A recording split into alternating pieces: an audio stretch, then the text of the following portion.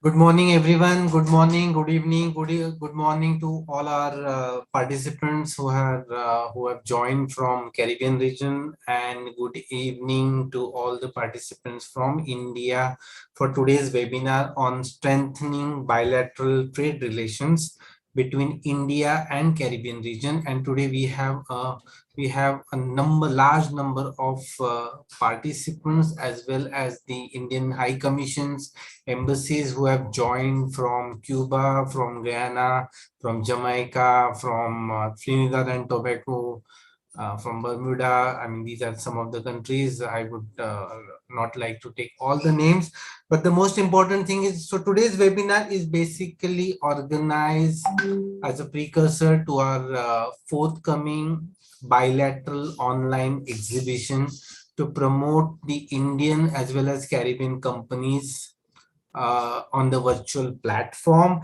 And this webinar has come at the right time when the Honorable Prime Minister Shri Narendra Modi ji today addressed the Indian Missions, Export Promotion Councils and industry to promote the exports and achieve the ambitious target of 400 billion dollars in the merchandise exports. So this is a wonderful opportunity, and I'm proud that we are all working towards achieving this. I would now like to invite our honorable guest of honor, His Excellency Mr. Arun Kumar Sahu, who's the High Commissioner of India in Trinidad and Tobago. Kindly allow me to introduce His Excellency Mr. Sahu. He was the Deputy High Commissioner of India in Canada, based in Ottawa, and earlier to that, he has served as Joint Secretary heading the Division of Development Partnership Administration, Deputy Director General, ICCR, Director of Nepal and Bhutan, as well as Under Secretary in China, and was also posted in London and Tehran.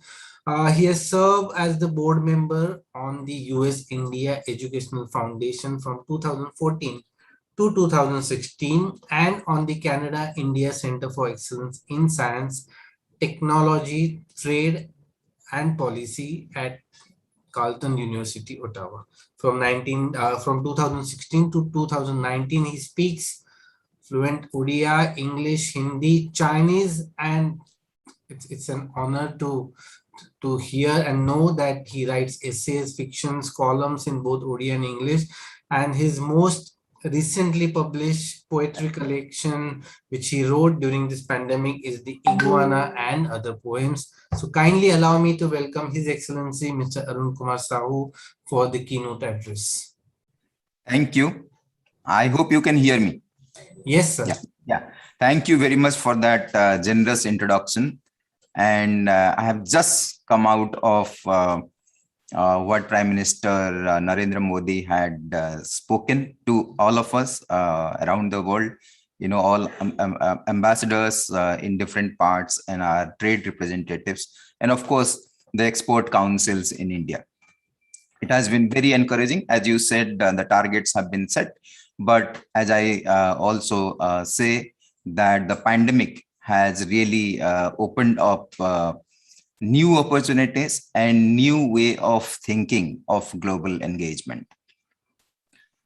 Sri Vijay Kalantari ji, Chairman, World Trade Center, Mumbai; Senator Honorable Paula Gopiskun, Minister of Trade and Industry, Trinidad and Tobago; Ms. Diana Edwards, President, Jamaica Promotion Council; Mr. Richie Sukhai, President, the Sagwana Chamber of Commerce and Industry; Mr. Paul Seong, Chairman, Private Sector Commission, Guyana; Mr. Ruben Arrieta, Vice President, the Chamber of Commerce, Republic of Cuba; participants, colleagues, ladies and gentlemen. Good evening to all in this part of the world, and good morning to all in this part of the world, and good evening to all in India. It is an absolute pleasure to address all of you at this critical time of economic rebuilding post-COVID-19. I am pleased that the Trinidad and Tobago Trade Minister, Honorable Paula Gopiskun, has spared her time for this webinar. I thank the World Trade Center for taking this commendable initiative. The webinar is also a curtain raiser event on the online bilateral exhibition on the theme Trade and Business Opportunities between India and Caribbean countries, which will run for 3 months from 16th of August 2021 to 16th of November. Though I am addressing the inaugural session, I am sure my colleagues and fellow ambassadors in other island countries in the Caribbean will share their perspectives during the 3 months of this event. As you know, the pandemic has offered grave challenges to all big and small economies. Today, we are left with no other choice but to find ways to resume international commerce and trade innovatively. Life and livelihood have become the core of global management. The pandemic has taught us two important lessons, namely, we live in an interconnected world and we are safe if all of us across the globe are safe. And we progress if all of us as individual countries progress. Many of the Caribbean countries rely on imports for their daily necessities and household items. On the face value, India's bilateral trade with these countries is not significant. However, the actual volume of India's exports to these countries is higher than what is reflected in the bilateral figures. This is because many Indian goods are imported from neighboring locations like the USA, Canada, Panama, and other places. Local importers can procure Indian merchandise from such nearby places without paying higher freight. Freight on similar consignments, if ordered directly from India, would be prohibitively high. Nevertheless, I have constantly been vouching that Indian businesses do more with the Caribbean countries. Conversely, the Caribbean companies should try to reach beyond their comfort zones with North America or Europe. India is one of the largest growing economies globally and has a lot to offer regarding the quality and pricing of commodities and services. When I look at the region, a few critical sectors come to my mind. They are information technology and information technology enabled services. India's reputation in this sector is well known. I don't have to reiterate. There has been compelling interest shown by Indian IT companies in accessing the market and doing business with Caribbean countries. One of the most significant areas of economic cooperation is the service sector. For example, in Jamaica, Indian BPOs create thousands of jobs, and many Indian software companies provide backroom technical support to Jamaican enterprises. Efforts are also on for building partnership between educational institutions of both countries. Pharmaceuticals. It is astounding to note that every third drug we take in any part of the world is likely to have been produced in India. The pandemic has re-established that India is the global pharmacy. It is the biggest producer of generics. The World Health Organization sources significant bulk of its global drug supply from India. Life-saving drugs, including for malaria, diabetes, cancer, tuberculosis, HIV, is supplied from India to the world at a very affordable price. Most of the vaccines are manufactured and delivered to the world from India. The Indian Pharma company will be at the forefront to supply quality products at an affordable price to any Caribbean countries. Besides drugs, India also manufactures global standard specialist medical devices, which Caribbean partners could source. agriculture and agro-biotechnology, including spices and coca and coconut.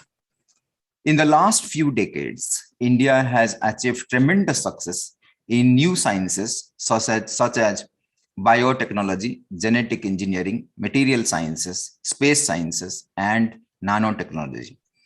A agro-biotechnology is one of the niche requirements of the. For instance, we are in the process of signing an MOU between Trinidad to strengthen cooperation in this sector further. In Suriname, there is a proposal for a drone survey of land to estimate the agricultural potential in collaboration with Indian companies. A project to extend the shelf life of fruits and horticultural products based on individual quick freezing based technology is being contemplated for financial support. Cuba has shown interest in sugar and food processing. Next is new energy, and especially in wind and solar energy. Many Caribbean countries are signatories to the International Solar Alliance, which is led by India. Under the ISA, we propose to fund environment-friendly energy projects, especially solar and wind. I will urge all countries to take advantage of this opportunity. Tourism, including medical tourism, has huge potential.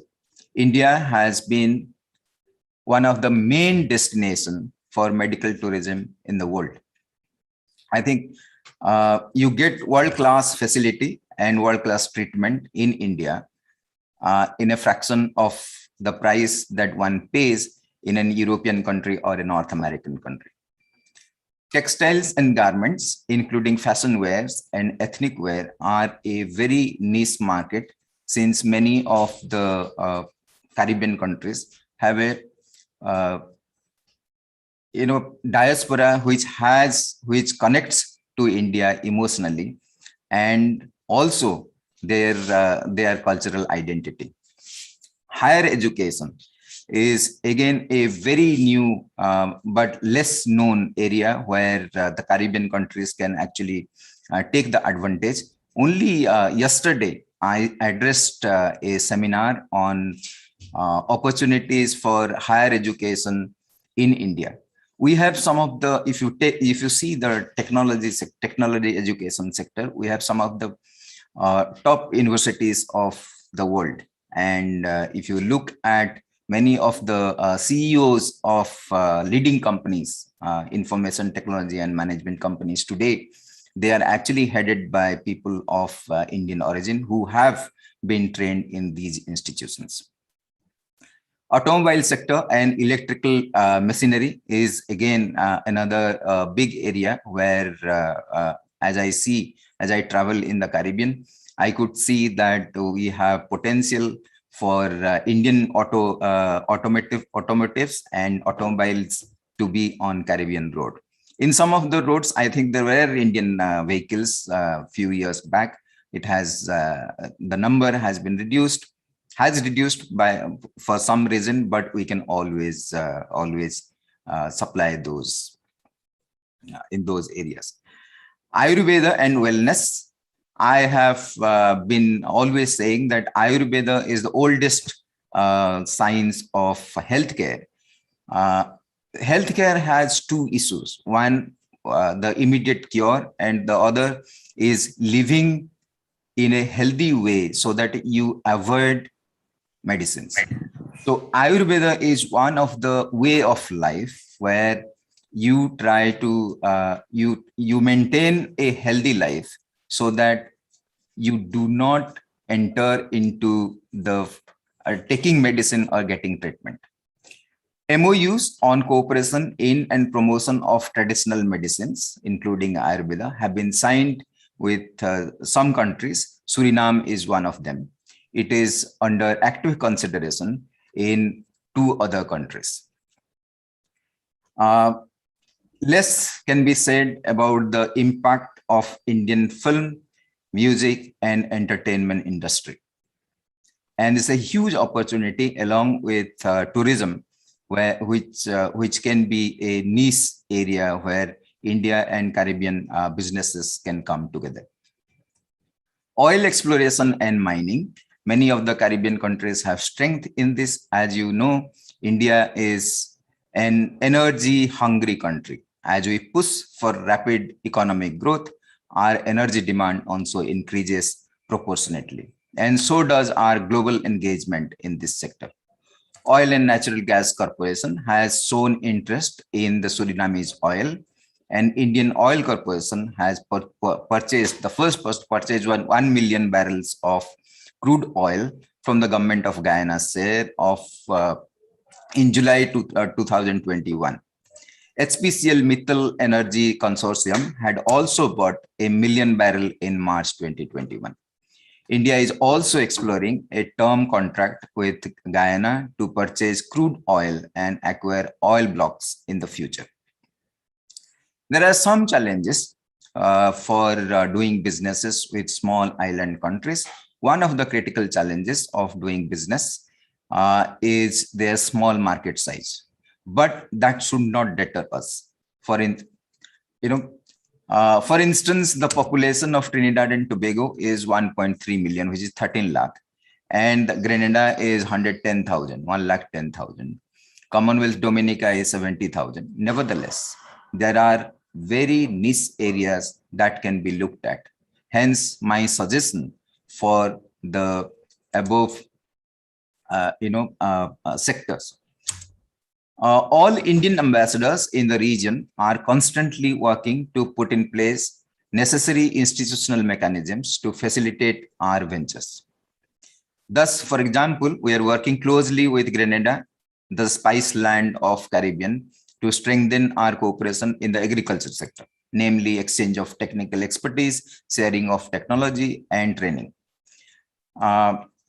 India also has a very vibrant program of development partnership, which rests on 4 pillars, namely the Indian Technical and Economic Cooperation (ITEC) program, under which many of our Caribbean friends, professionals, actually go to India for a duration of ranging from 1 week to 6 months to get trained in prestigious universities and institutions in India and come back and contribute to their own economy. Second is the small development projects under grants which are funded by Government of India. These are centers of excellence and information technology. Some of them are established in many of these Caribbean countries. Heritage restoration projects. These are under the small development projects that we undertake. And then we also extend something called the lines of credit, which is preferential rate of interest and long-term lines of credit. And there are projects which are funded, particularly the infrastructure projects in Caribbean countries are funded under this. And of course, disaster relief. And we have been time to time, as and when required, during the time of flood and storm and cyclone, we have been able to extend significant amount of assistance to countries and leadership who can stand on their own.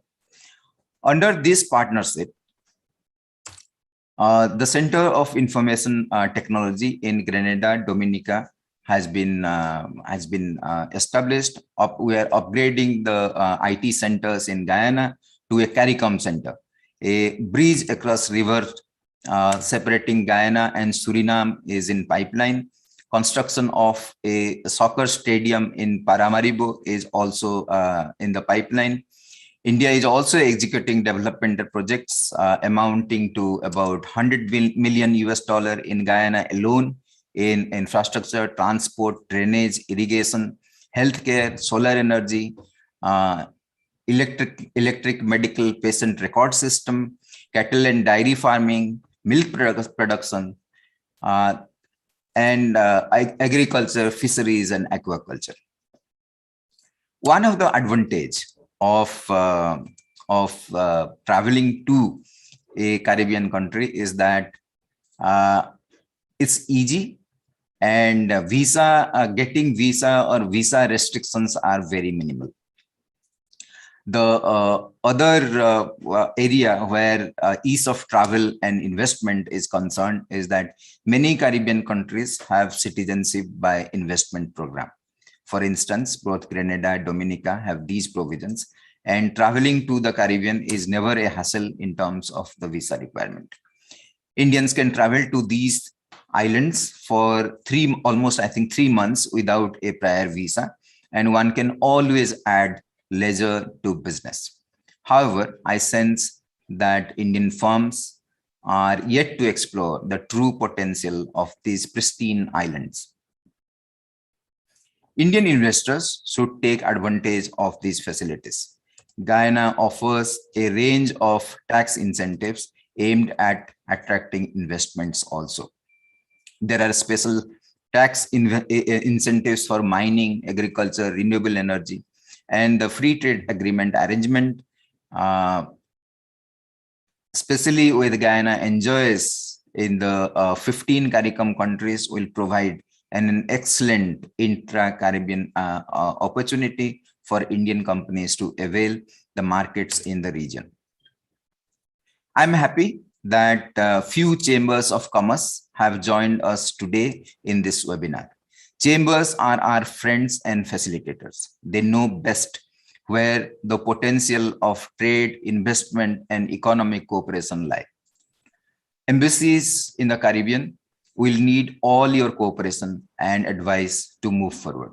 I'm sure today's webinar will contribute immensely to our understanding of each other and forging win-win cooperation. Thank you for giving me this opportunity. Thank you very much and all the best. Thank you very much, His Excellency, for your comprehensive remarks encompassing and highlighting the scope and opportunities in several sectors for companies in both regions. May I now please welcome and invite Senator, the Honorable Paula Gopiskun, who's the Minister of Trade and Industry for Trinidad and Tobago. She is also a member of Parliament since 2007 and has previously served as Minister of Foreign Affairs. In her second term as Minister of Trade and Industry, she aims to continue building upon the expanding programs as an effort to improve the export capacity of the local manufacturing sector and position Trinidad and Tobago as the business and trade hub of the Caribbean.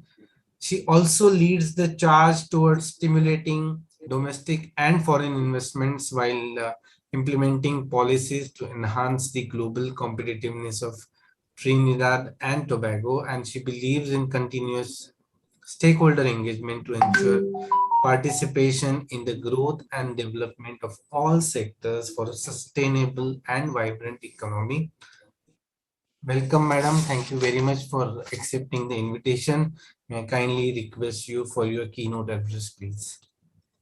Thank you very much.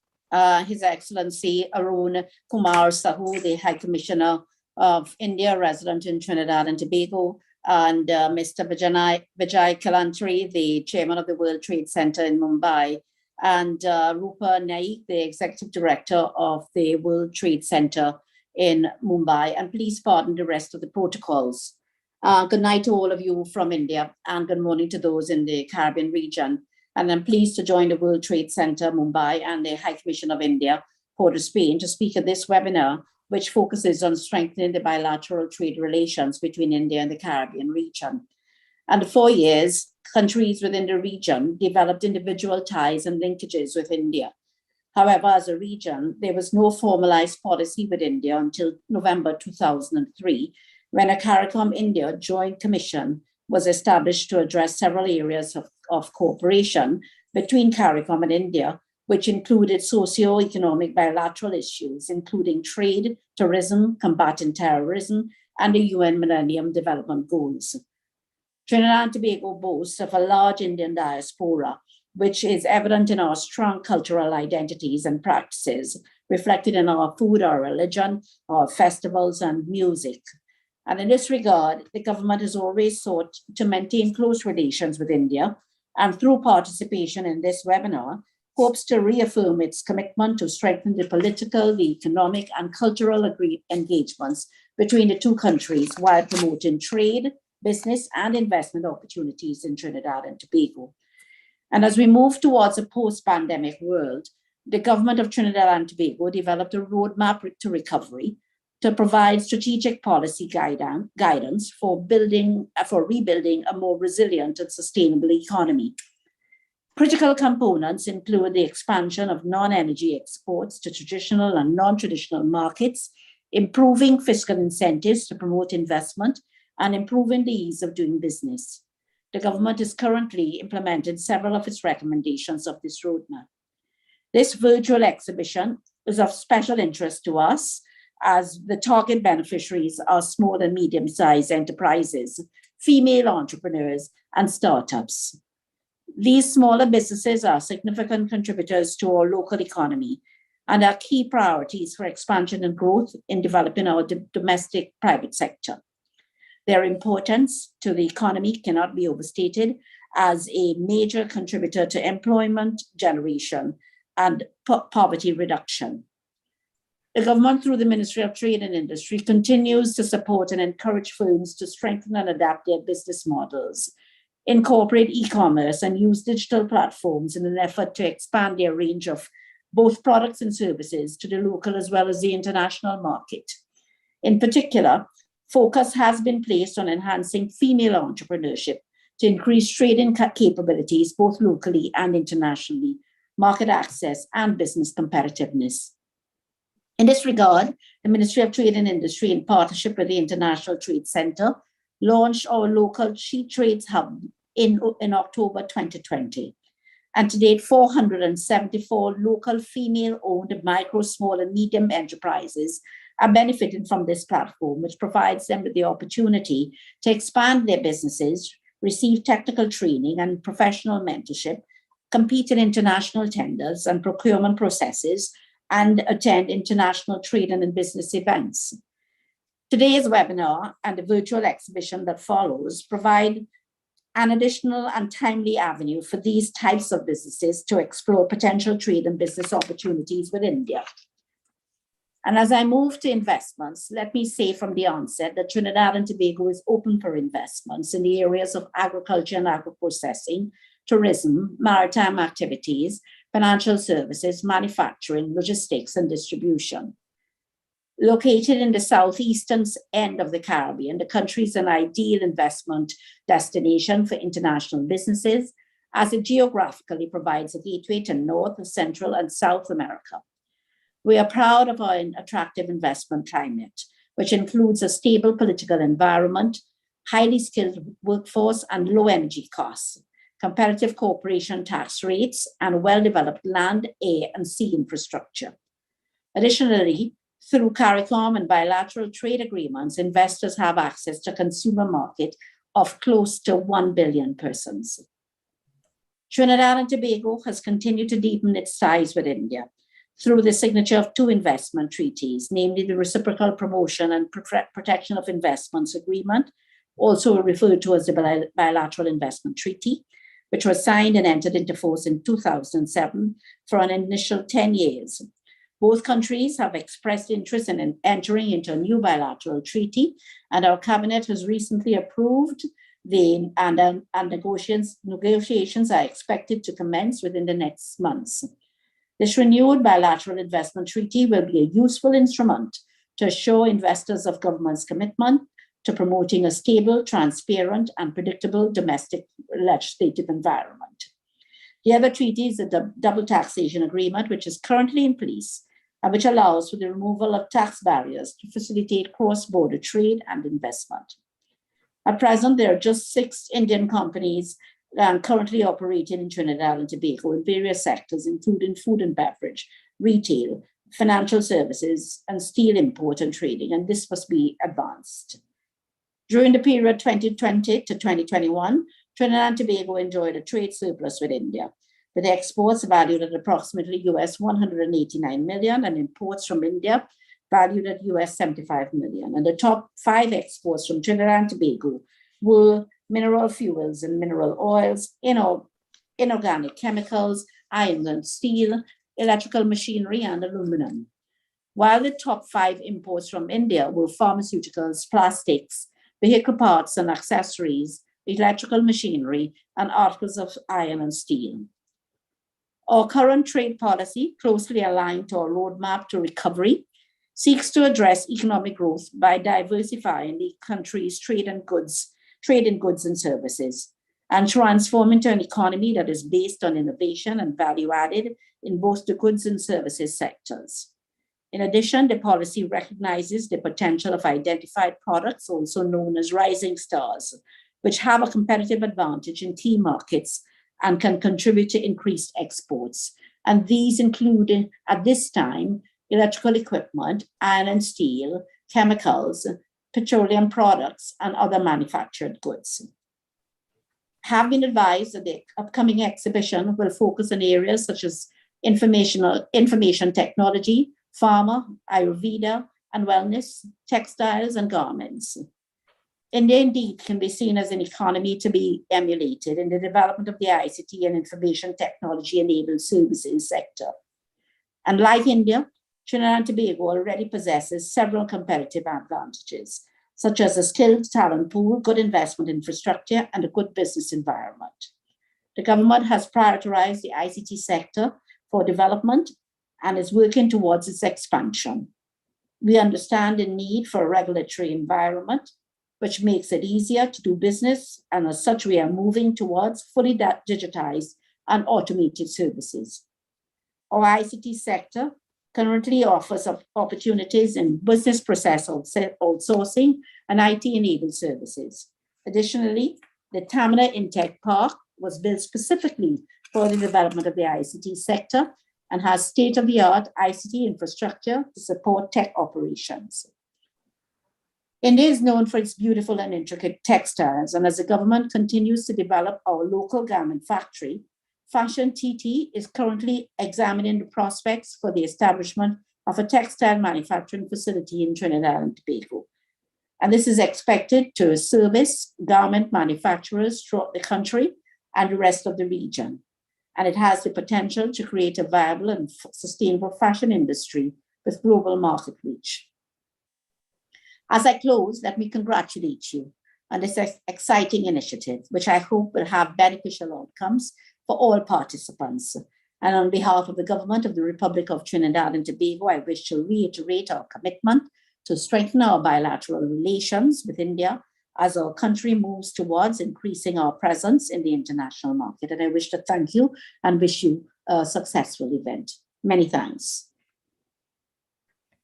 Thank you very much, Honorable Minister, for your remarks. Just to add, the World Trade Center Mumbai also focuses on various capacity building programs for women entrepreneurs, and we are proud to share that we are the verifiers of sheet trades for women entrepreneurs in India, and we look forward to enhancing capacity building and other programs, especially for women entrepreneurs with your government in Trinidad and Tobago. Thank you, ma'am. So we will move forward now, and I would like to invite Mr. Vijay Kalantri, the chairman of World Trade Center Mumbai and the board director of World Trade Centers Association, New York, for his remarks. Kalantri, sir, please unmute. Yeah.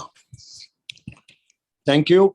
First of all, let me apologize for joining a little late due to, I think I was not able to get through.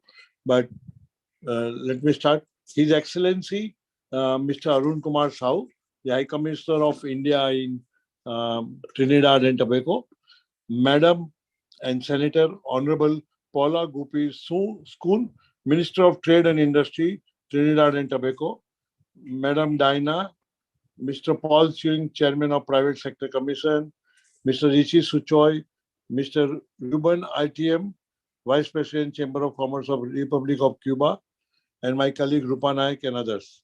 Thank you very much. It was really pleasure to listen to our High Commissioner Sahu as well as Madam Paula Gopi Skoon, Minister for Trade and Industry. And I think I could learn a lot from you. And hearing from you, I feel that there are a lot of opportunities between India and Trinidad and Tobago and Caribbean countries for doing business. I think maybe such seminars disseminate information and we could create awareness among the people that these are the opportunities, this is what we can do together. And I think World Trade Center Mumbai can play a very important role along with you and your agencies and chambers of commerce to work in this direction and see that how we can explore the possibilities of doing better business with you. Because today the trade is very low. If we look at the figures, USD 257 billion worth of merchandise products or 20 billion of machinery, 15 billion of electrical goods, 10 billion of organic chemicals. These are very meager figures where we work on, or automobiles 60 million. But there are various other opportunities which we could explore. So 329 worth of merchandise and all, this does not make much of business between both the countries. I think looking at oil, gas and other opportunities, which many people are not aware of, there are many other opportunities which we could work on, and we could create more ancillary, MSME, as well as other industries to look at Trinidad and Tobago seriously, and your entrepreneurs to look at India very seriously and looking at exploring opportunities between both the countries. The objective of enhancing commercial opportunity in these sectors between India and Caribbean region, WTC Mumbai in association with High Commissioner of India in Georgetown, Guyana, Kingston, Jamaica, Trinidad and Tobago, and embassies of India in Havana, Cuba, Paramaribo, Suriname, and others is also organizing an exhibition on 16th of August 2021 to further enhance these opportunities. And I think with this objective, we could work together.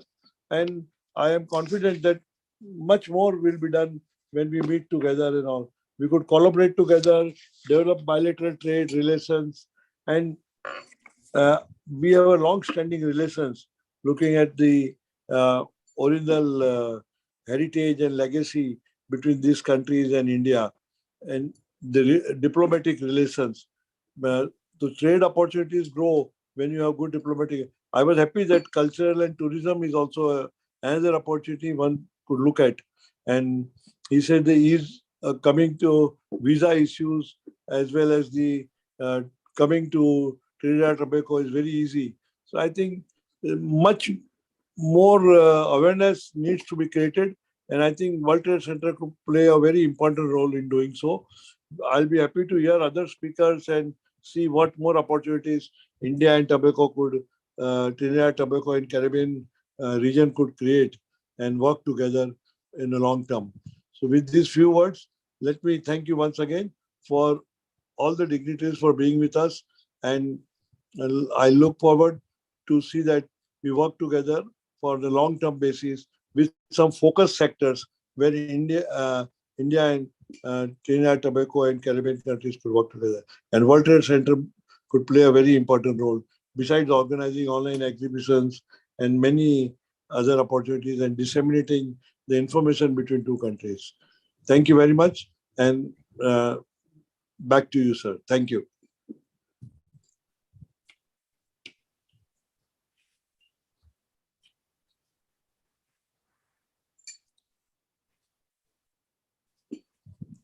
Thank you very much. Thank you, sir, for your kind remarks. May I now kindly invite Miss Diane Edwards, President, Jamaica Promotion Corporation. JAMPRO is the National Investment and Export Promotion Agency, and since 2013, she is the president of JAMPRO. She's also president of Caribbean Association of Investment Promotion Agencies, with a mandate to develop Caribbean region as the premier destination for foreign investment. Madam, I would request you to take the floor and please share your insights on trade and business opportunities in Jamaica. Thank you very much. And let me say a warm good morning to and good evening to our participants across the world. It is a real pleasure and honor to be participating in this workshop, this webinar on strengthening bilateral relations between India and the Caribbean, which we think have real opportunity to expand and to grow. I want to thank particularly the WTC Mumbai, and particularly the chairman, Mr. Kilantri, and Her Excellency Rupa Naik, the executive director, for putting on this forum.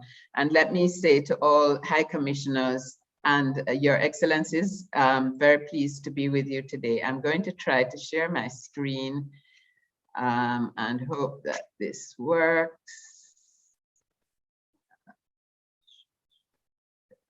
Because I want to talk to you today about our real opportunities for promotion of bilateral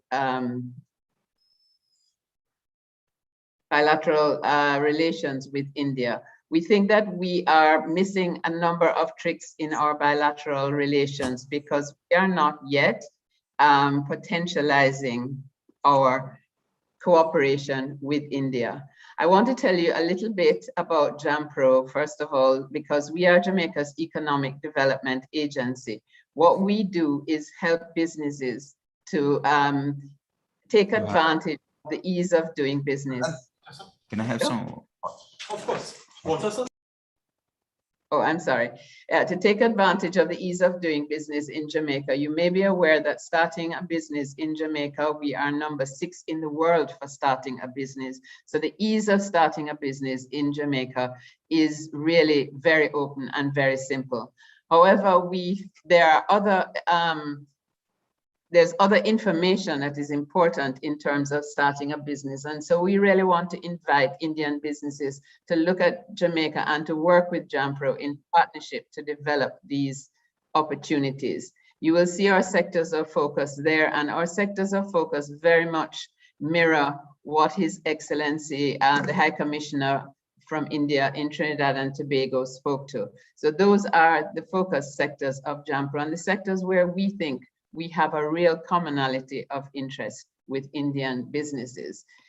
As Her Excellency from Trinidad and Tobago, Minister of Industry and Commerce, spoke to, we in the Caribbean have very stable, open democracies. If you look at the first line there, you will see that pre-COVID, Jamaica was on an extremely positive economic path with a low rate of unemployment, low rate of inflation, and very stable long-term bond debt ratings.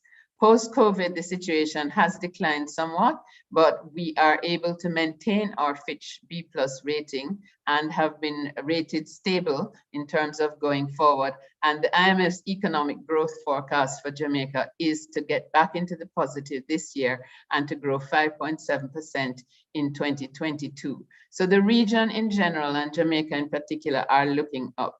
So looking at the investment opportunities, where we see opportunities, particularly for Indian entrepreneurs to come to Jamaica, and you may be aware that our history with India, like Trinidad, goes back to the 1840s when the first Indians came to Jamaica, but has grown astronomically since then. And the Indian presence in the Caribbean, I think, is really very clear for anyone to see. And I think India for us is not a strange country. We may be separated by distance, but Indian culture is so present in the Caribbean that we share that commonality of culture. In terms of the opportunity sectors, agribusiness, there's real possibility to grow all types of crops in the Caribbean to export to the United States in particular, but also to the region. The region imports $5 billion worth of food. So there's a real opportunity to grow that market. We see a growing agricultural technology transfer opportunity for Indian companies to come into the Caribbean, work with local people and transfer technology. Our AgroPark initiative has identified 9 agroparks where we centralize and concentrate the services to agribusiness that it takes to grow modern agriculture. And that's where we see, given India's experience and high performance in this area, a real opportunity. And there are several high demand products out of Jamaica, which we think, and out of the region where we think Indian companies can play a really strong role, ranging from our Scotch bonnet pepper, which is rated amongst the most flavorful in the world, to our Blue Mountain coffee, which is internationally renowned. In terms of energy, renewable energy in particular, your High Commissioner spoke about solar energy and the importance of the International Solar Association. Jamaica already has 15% of our energy generated by renewable energy, and we have a goal of 50% generation by renewables by 2030. So this is a really powerful opportunity for any investor to come in. This is a regulated market, so there are requests for proposals which are issued by our government, but we already have a number of solar companies and wind turbine companies operating in Jamaica, and natural gas is another area of opportunity. In terms of global digital services, we are the #1 outsourcing destination in the Caribbean.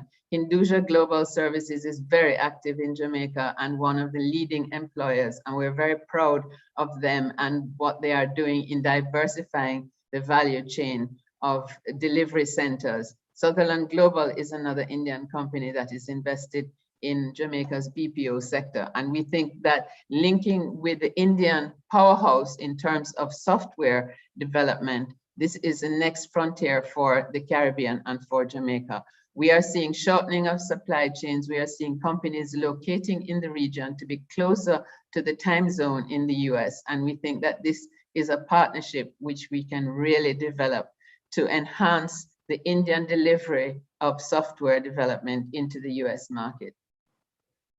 So we are growing both our legislation, our special economic zones, which is where most of the outsourcing industry is located. We now have an industry estimated size of 700 million and 60 companies, most of them foreign companies. We are over the 40,000 jobs created that we keep having to update this slide because it's growing so fast. So we're very proud of this industry, and we have collaborated with Indian companies on developing software, particularly for the financial services industry in Jamaica, and now have our own local homegrown Indian company, Amber Connect, which is doing a lot of cybersecurity work out of Jamaica and tracking devices for various vehicles and for homes. So manufacturing, the pulse of the economy, as we call it, this is another area where, again, we feel that in terms of manufacturing locally and using Jamaica as a logistics hub with the most modern port in the Caribbean, we feel that this is an opportunity for Indian companies to get into advanced logistics nearer to the markets. And the market is North America, Central America, and South America, with which we have preferential trade agreements. In terms of tourism, we cannot make any presentation without tourism, because the health and wellness culture in Jamaica is established, is well established. Ambassador High Commissioner spoke of the Ayurvedic medicine, and Ayurvedic medicine, we think, is a new frontier for Jamaica and a real opportunity for collaboration. We have one of the world-recognized medical training institutions in the world. In fact, the University of the West Indies is in the top 5% of universities in the world, and we think has real potential for collaboration on developing alternative types of medicine.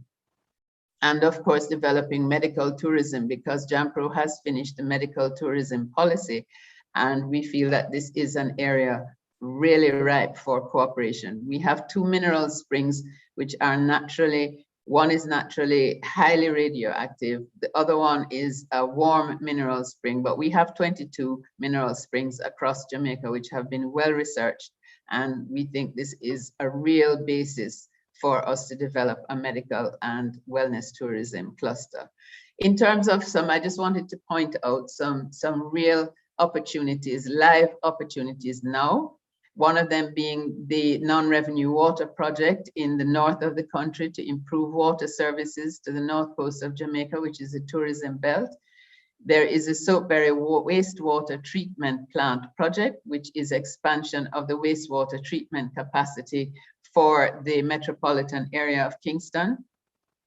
We are looking to develop the Caymanas Special Economic Zone. This will also be a public-private partnership just outside of Kingston, 1,500 acres of a high-tech industrial and commercial development, and we are seeking partners in that development.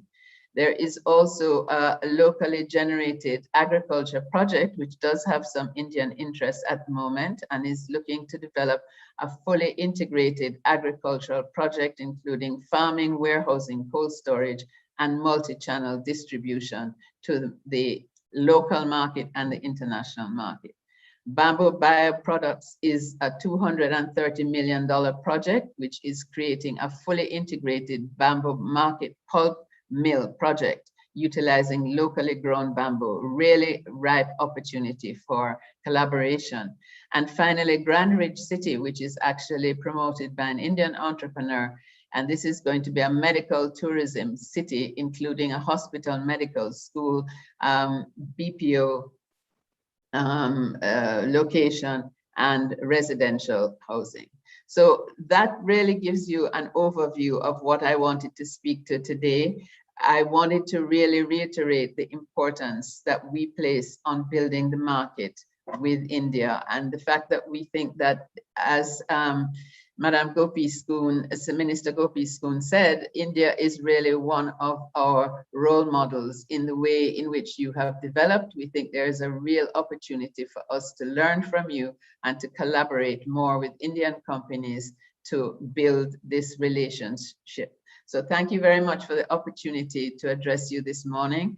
And of course, those are our contact details and our website. So please visit our website and contact us for more information on how we can build concretely the relationship between Indian enterprise and Jamaican enterprise. Thank you so much for listening.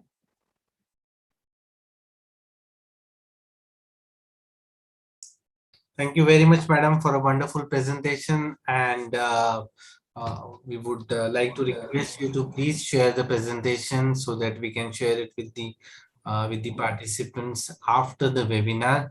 May I now kindly request Mr. Paul Chong, who is the chairman of Private Sector Commission in Guyana. The Private Sector Commission was established in 1992, and it's the apex chamber or the trade association in Guyana. And it mainly works on engaging all relevant stakeholders in a way that would enable the country to realize its full potential, mainly in agriculture and other aspects. So without wasting much time, may I request Mr. Chong to kindly make a presentation on trade and business opportunities in Guyana. Thank you. Good morning, my brothers and sisters in the Caribbean, and good evening to my brothers and sisters in India. Mr. Vijay Lantri, His Excellency Mr. Arun Kumar Sah, High Commissioner of India to Trinidad and Tobago, Senator the Honorable Paula Gopi Skoon, Minister of Trade and Industry of Trinidad and Tobago, Ms. Diane Edwards, the President of Jamaica Promotion Corporation, Mr. Richie Soplal, President of the Shagaramas Chamber of Industry and Commerce, Mr. Ruben Artyom, the Vice President of the Chamber of Commerce of the Republic of Cuba, Ms. Rupa Naik. It's a pleasure and honor this morning to speak to this webinar on business opportunities in Guyana. But before I say a little bit about the Private Sector Commission. As the chairman just said, the Private Sector Commission is the apex private sector body in Guyana, representing business and business support organizations across the length and breadth of Guyana. The commission is all-embracing of the entire business sector, representing more than 20 of the largest business corporations in Guyana, as well as 21 business support organizations. The Private Sector Commission is the leading advocate on private sector, on publicly articulated and shared position on national issues focused on promoting political stability, social, economic growth, and development through a creation of strategic partnership with the government and other stakeholders. The PSC is the apex body, deals primarily with national cross-cutting issues and at the policy level with respect to the country's economic development. Guyana is a free market economy, the size of Great Britain, with lots of natural resources, land, lots of agricultural land. Our natural resources include gold, diamond, bauxite, timber. We're located strategically, I would say, as one of the founding members of CARICOM, and therefore benefited from all the CET protection tax system in the CARICOM single market and economy, and also ideally located on South America, with our neighbors Brazil, Venezuela, and Suriname. With the recent oil discovery, Guyana is projected to be one of the fastest growing economy in the world. And our state right now, Guyana is still an undeveloped country. That creates lots of opportunities for infrastructure development, including in energy, hydro energy. There are opportunities in hydro energy that was recently advertised. There are lots of opportunities for road construction, also solar energy. Our energy cost is high at present in Guyana, and the government policy is to reduce them by half within the next 2 years, which would leapfrog a lot of other industries that I will speak about later. Hotels, we have lots of opportunities because as Guyana developed with the influx of lots of people in the island gas coming to work in the island gas industry. There are lots of opportunities for accommodation, and the hotel industry is something that is there. Then there is the gas to shore project, which will bring the natural gas in from the wells outside and onto Guyana. That itself has a lot of opportunities in terms of generation for electricity and other spin-off industry from natural gas. We have lots of reserve in natural gas. There's opportunity for road infrastructure. As I said just now, Guyana is one of our neighbors is Brazil. A large part of Brazil is landlocked, and it takes many days for them to get products from port. Guyana, if those produce are to, or those imports are to move through Guyana, it will take a matter of a day. And so one of the major projects that the government has planned, and where opportunity exists for investors also, is building a road that will link Georgetown and our ports to Brazil. Deepwater Harbor. These are all large infrastructure projects that I'm speaking about. Deepwater Harbor, other internal highway, drainage system. Only recently we had a massive flood here. We are below sea level, and we know that we've used a lot of pumps out of India to help drain the water out to the ocean. So those are also opportunity existing. large-scale agriculture farming. As I said earlier, we have lots of agricultural land, some undeveloped at this time, but the opportunity exists for large-scale agriculture production for both fruits and vegetables and livestock, cattle, milk, and the byproducts out of milk. So as the speaker from Jamaica said just now, the Caribbean import over $5 billion in produce, and we see Guyana has a huge and a vast opportunity to supply a large part of that, a large part of those imports. Opportunity with the advent of cheaper electricity, manufacturing of the machinery and equipment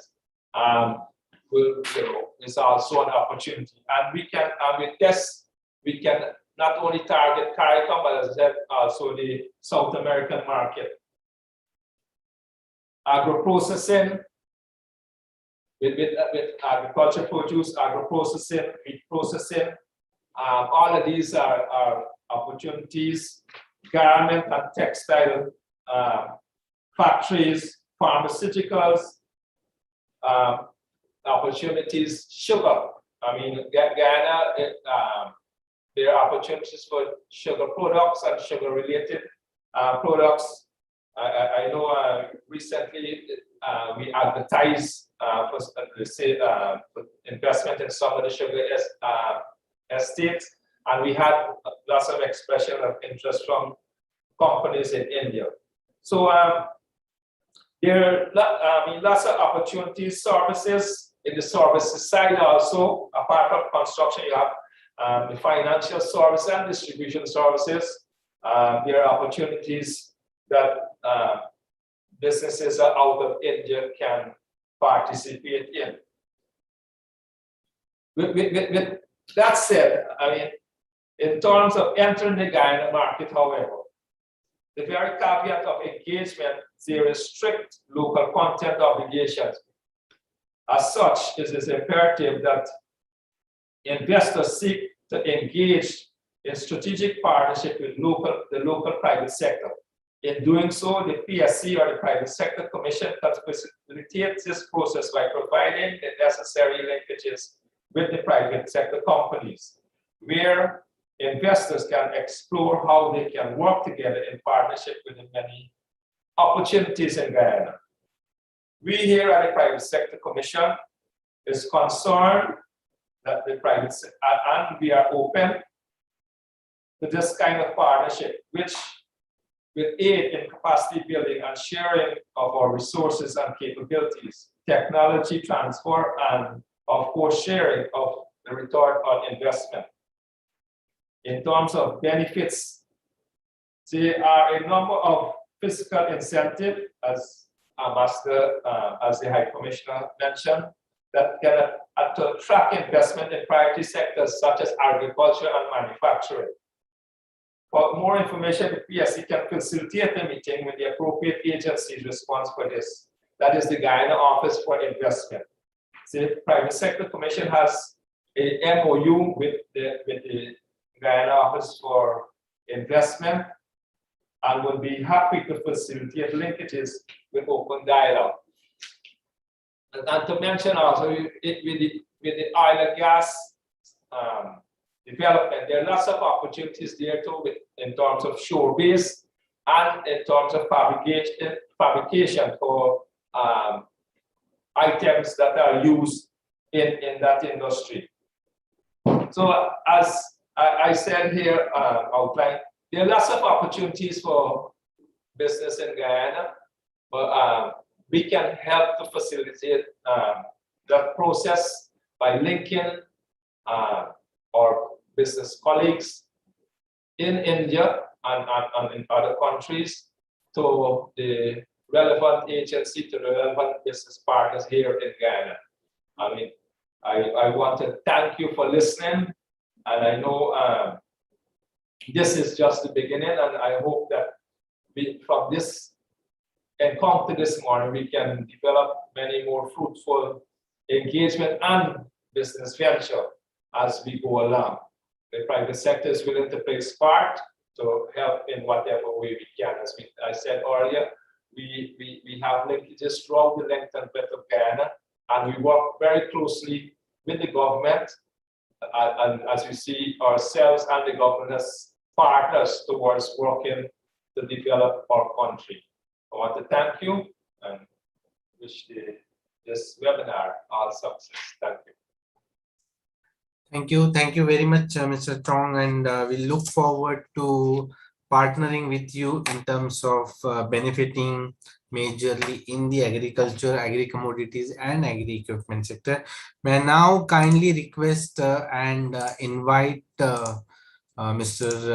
Richie Sukhai, the president of Chaguana's Chamber of Industry and Commerce. He's been the president of this chamber for 2 terms and also the managing director of Sukhai's Diesel Service Limited with operations in Barbados, Guyana, and in the US. He has also earlier served as the deputy chairman of InvestTT from 2014 to 2015. Kindly allow me to welcome Mr. Sukhai. Mr. Sukhai, please. He's going to share his presentation on opportunities in Trinidad. Mr. Sukhai, please. Good morning, everyone in Trinidad and Tobago and the region, and good night to everyone in India. I hope everyone's hearing me clearly. His Excellency, Mr. Arun Kumar Sahu, Senator the Honorable Ms. Paula Gopiskun, Minister of Trade and Industry in Trinidad and Tobago, representative from the World Trade Center in Mumbai, and all other distinguished panelists. Thank you for this opportunity to present basically the opportunities that Trinidad and Tobago have to offer to the business community of India and its people. Between the presentation of Mr. Sahu and Ms. Gopiskun, I can say my presentation was basically covered, but it was so in-depth and enriching that, you know, we have so many opportunities right now. And with COVID-19, it has basically opened a new door, a new era for us, right? This is actually a new era where we see people now transitioning to online or virtual expos. And it is now opening a new avenue where people can explore that is cost effective and also is actually reaching out to millions of new consumers and vendors alike. So I'd like to start with my presentation. So I'll start sharing my screen.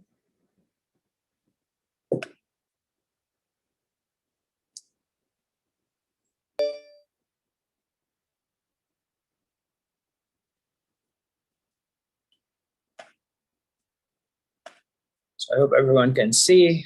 Again, thank you for this opportunity. And my name is Richie Sukhai, President of the Chaguana's Chamber of Industry and Commerce, just one of the major chambers within our region. So again, I'd like to start with COVID-19 and globalization and talk briefly on, did COVID-19 actually, put a slow dying process to globalization? I mean, that question is up in the air and it could be debated. And a lot of first world countries have been asking whether or not they can become self-sustainable without partners or without even moving on. But then again, would this be feasible for the future? And how do we look at it? I think a lot of people, a lot of countries have actually seen weaknesses in which COVID-19 have exposed. What is the answer? I think it's basically looking at altering their business model, especially what this pandemic, the weaknesses this pandemic has exposed, and looking for other partners, whether it's in the region or around the world, to be able to have sustain or maintain their life or livelihoods going forward. With that being said, before any investor decides to go into a country, the first thing they look at is the Ease of Doing Business Index. And I'm not highlighting this index to put any downfall towards any one particular state or entity, but I'd like to just show the difference, what Trinidad and Tobago is ranking at 105, India at 63. But more so, I want to go into depth into this index and see where or which categories we can see both nations basically sharing and helping each other going forward to improve this ranking. I know during the Ministry of Trade of Trinidad and Tobago has been doing a lot of improvements to some of the infrastructure, to online payments, access to registering businesses over the years. And I'm pretty sure in coming years, we will see mass improvement towards our ranking. But as it is right now, these are some of the pitfalls and some of the strengths that we can show. Now, when an investor is going into a country, it's not that they're going to look to, investing in the country, looking to what they're getting, but also helping to be able to fill institutional voids. Some of these institutional voids will ultimately help in terms of improving this index going forward. With that being said, I like to highlight some of the agencies and some of the sectors that these agencies fall under in Trinidad and Tobago that, like for instance, the construction sector, we have two major state agencies that focus on the construction, which is HCC and UDCOT, the Housing Development Corporation and the Urban Development Corporation of Trinidad and Tobago. They have undergone mega projects in terms of building roads, infrastructure, mega hospitals, and all other infrastructure within the country. So Trinidad and Tobago is in an essence have good infrastructure within its roads and infrastructure in terms of building and different priorities that are in place, especially in the energy sector. As you can see, we have a burgeoning energy sector, and some of the state entities being NGC, Heritage Petroleum Power, and some of the private organizations, BPTT, BHP Billiton, and Perenco. Government support agencies, and these are the more important ones, where we highlight Invest TT, Export TT, and Creative TT. I know the minister actually touched on Fashion TT, and these are some of the industries that investors will be reaching to when coming into our shores, and they actually have the knowledge and know-how in terms of getting around and getting things done in Trinidad and Tobago. So let's talk a bit about some of the opportunities that Trinidad and Tobago have. And I'd like to touch on marine and ports, right? This data here highlights some of what India has right now. And I'll just briefly go through it. At 30 shipyards, out of which 8 shipyards are public sector and the rest are private sector, right? India has seen a demand for their goods and traffic passing to and from India in years. And this is pre-pandemic, and I'm sure it's going to happen even post-pandemic. And this growing sector has put a rise in terms of India looking at developing their shipping line, ship repairs, and all that sort of activities. Their dry docking facilities, right, in which there are 9 dry docks operated by 5 major ports. If you also look at the last point where there are 12 major ports, 205 notified non-major porting facilities, seaborne trade. Why am I highlighting this? Well, what are the opportunities in Trinidad and Tobago when it comes to marine and ports? Currently, we have 2 major ports in Trinidad and Tobago: Port of Trinidad and Tobago, which is solely owned by the state, and Decor, which is the Point Lisa port, which is also it's part private, part public. So if we look at the major port of Trinidad and Tobago, and the government is actually actively looking for partners right now in terms of port privatization. And I think this is a great opportunity where India could actually step in and start offering some of their knowledge and technology towards developing major ports. Why Trinidad and Tobago? We are a naturally protected harbor. If you look at where we are situated geographically in the Caribbean, we are out of the hurricane belt. In an essence, we're blessed, and we are also a transshipment point to Latin America. It is the an English-speaking country that is on, besides Guyana, who is already within the continent. We're just a little island, just on the off, that could pose to be a good partner in terms of transshipping to help reduce costs for goods and services. And also, it could be a great foreign exchange earner. Also, we have the potential of establishing different free trade zones, which gives the manufacturers and also potential investors the ability to store goods here in Trinidad and Tobago before leaving into new markets.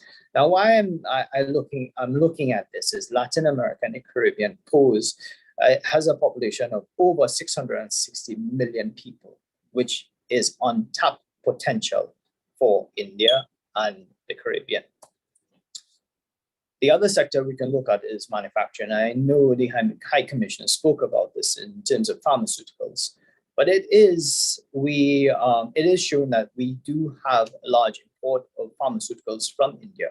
Why not look at developing a manufacturing facility within Trinidad and Tobago? One, the technology is available, and it could be incorporated into our markets. There are new markets available, giving our strategic position where we are located geographically. Again, the Caribbean and Latin America. Also, the labor force. We have a skilled and ready labor force that is willing to take the challenges ahead. The other part for manufacturing is renewable energy. And as you can see from the photo, we have the Honorable Prime Minister of India, Narendra Modi, overlooking a solar panel field, right? Solar panels has been used over the Caribbean because some islands don't enjoy the benefit of having the luxury of energy to be able to compensate for their energy costs. So they look at renewable energy in terms of solar and wind to be able to reduce their costs. So this is one initiative that we can be looking at. And through InvestTT, I'm pretty sure we are able to locate space in our 5 or 6 e-tech parks that are available currently, and to start developing and manufacturing solar power and even wind power. Lastly, I would like to talk about tourism. And again, I know the High Commissioner spoke about this, but this is very important. Both medical tourism, in terms of the workforce that we have, the skilled workforce that we have in Trinidad and Tobago, and also the natural beauty of our island. Similarly as Jamaica has their natural springs, we also have our natural beauty with our sister island. Tobago, Trinidad and Tobago could be the ideal destination to aid and to promote medical tourism. I am pretty sure with the Ayurveda medicine and coupled with India's technology, we should be able to have a thriving industry going forward. These are opportunities that are ready and poised, and it's easy to be able to access. The last point I would like to draw is cultural and accessing the film industry. Bollywood usually is a over $1 billion US industry, and it's something that we can tap into. And I would like to use the phrase Indo-Trinbagonian fusion. And if you look at the photos at the side, at the bottom, you will see an individual celebrating Holi. The one above that is individuals celebrating Juve. Now, I'm not here comparing the significance of both festivals, but there are so many similarities. And, you know, I would like to bring the point. I was lucky enough to be in Mumbai during Holi festival in 2019 and 2020. And I was amazed to see the young Indians and how they appreciate a fusion of culture in their Holi celebration. And it had me thinking, the appreciation for all different types of music, especially the chutney soca mix that we have in our country, could be blended, and our artists could be incorporated or blended with the Indian artists to create a unique fusion that I believe will be accepted not only in both countries, but around the world. It is something unique and it's something that we should actively be looking for. Both governments should start looking and putting some effort into this going forward. With that being said, I'd like to thank everyone for this opportunity from the Shogunist Chamber of Industry and Commerce. Likewise, our partner chambers like the Cuba Point Research Chamber, the Energy Chamber, the Trinidad and Tobago Chamber, all our chambers are willing and ready to help any investor who is willing to come into our region. As I end my presentation, I'd like to end with a video that actually highlights what I'm talking about.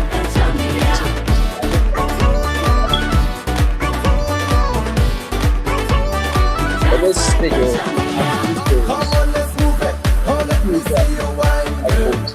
Indian and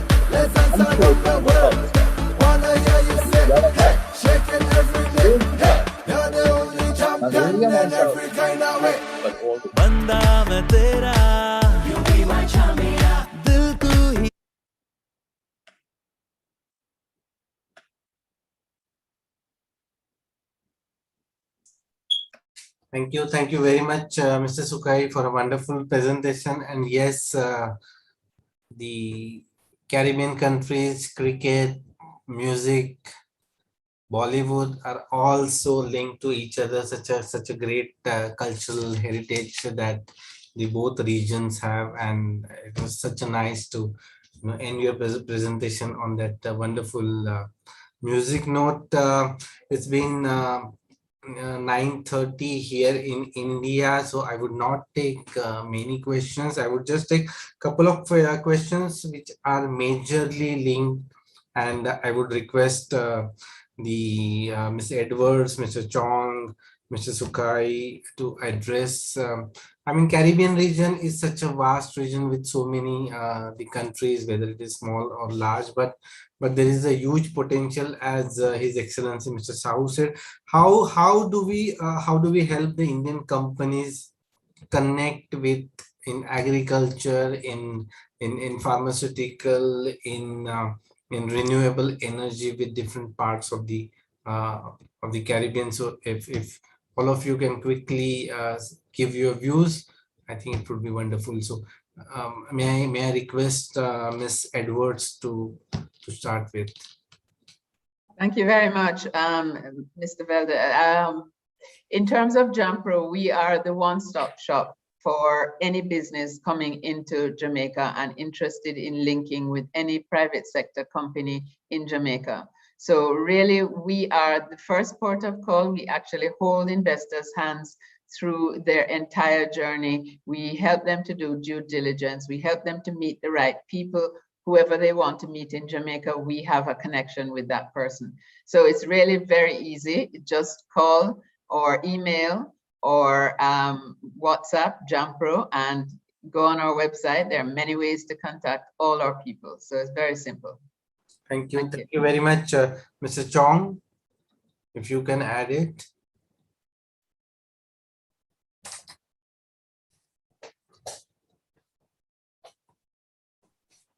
Good morning, everyone. Mr. Chong actually had to leave for a 12 o'clock meeting, so I apologize on his behalf. But if any information needs to be communicated, I will contact you guys. Can really contact us. Sure. Thank you very much, Mr. Sukai. Well, again, as I highlighted in the presentation, there are 3 state agencies that are focused on different areas. The main one being InvestTT, right, which is, I believe, the equivalent to JAMPRO in Jamaica, right? And they also do an excellent job in terms of helping the individuals move forward, looking to see how we can help set up these agencies here. InvestTT have many success stories of different companies that have gone through them and successfully opened businesses either in e-tech parks or private investments that they have been looking forward to set up in Trinidad and Tobago.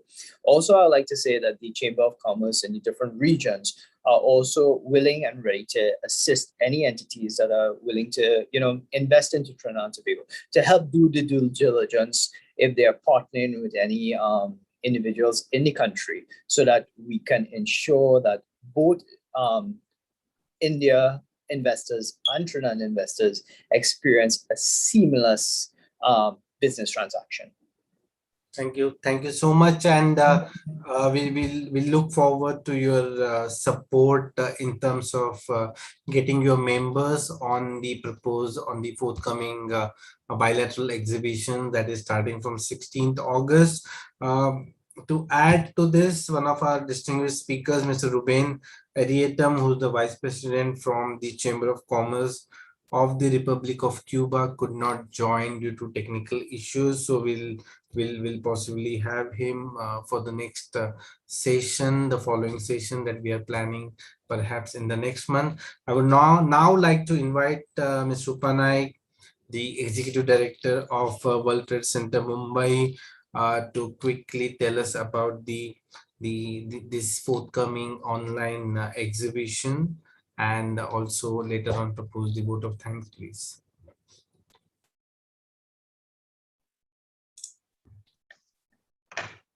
Well, I'm very happy that we organized this meeting with all of you today, and I'd like to thank His Excellency Mr. Arun Kumar Sahu, the High Commissioner of India in Trinidad Tobago, Senator the Honorable Paula Gopi-Skoon, Minister of Trade and Industry, Trinidad and Tobago, Ms. Diana Edwards, President, Jamaica Promotion Corporation, Mr. Paul Cheong, the Chairman, Private Sector Commission, Guyana, Mr. Richie Sukhai, the President of the Chagunas Chamber of Industry and Commerce.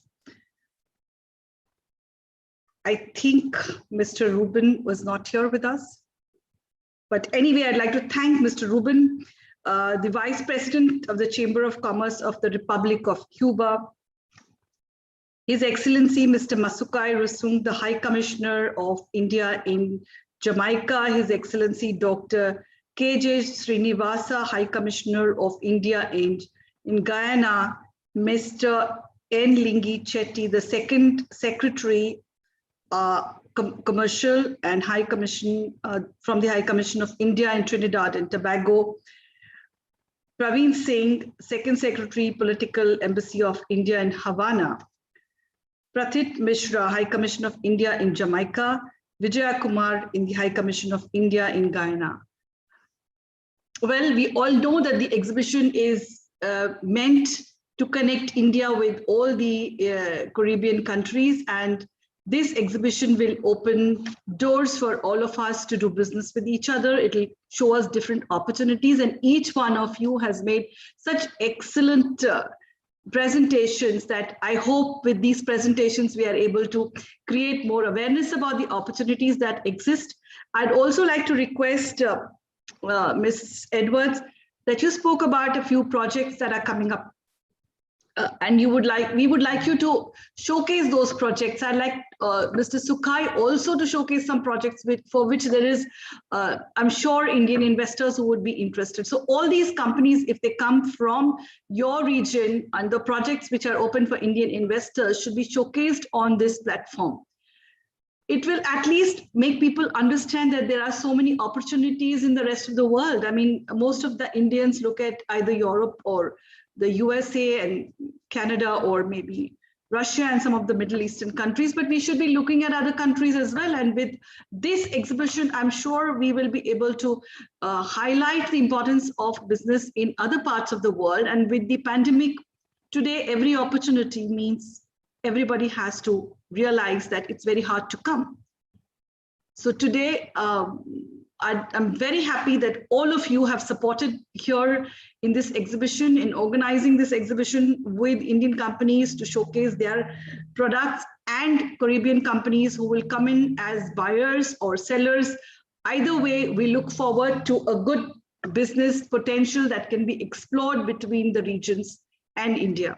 With these words, I'd like to thank all of you and wish you all the very best. And of course, we do hope to see you in person very soon in India. Mr. Sukhai, please do come in 2022. I'm sure the Holi would be as good as it was in 2019. And all others who haven't come to India before, must come now, because post-lockdown, I'm sure we'll be able to get rid of all those social distancing norms that we've been following. Of course, it has, as everybody's been saying, shown us so many opportunities. But let's hope we come back to a normal world. And I wish you all the very best. Each one of you has done a wonderful job in making this exhibition of ours truly successful. I look forward to your support and cooperation in future for all our events. And thank you once again for being with us on this day. Thank you. Thank you very much, ma'am. Thank you. Thank you very much. A last announcement before we close today's session. Those companies who wish or are interested to showcase their products and services, you are requested to visit www.wetrade.org and register themselves for the exhibition. We would also be sending the mail tomorrow to all the participants, informing about the exhibition and requesting to join the exhibition. Thank you very much.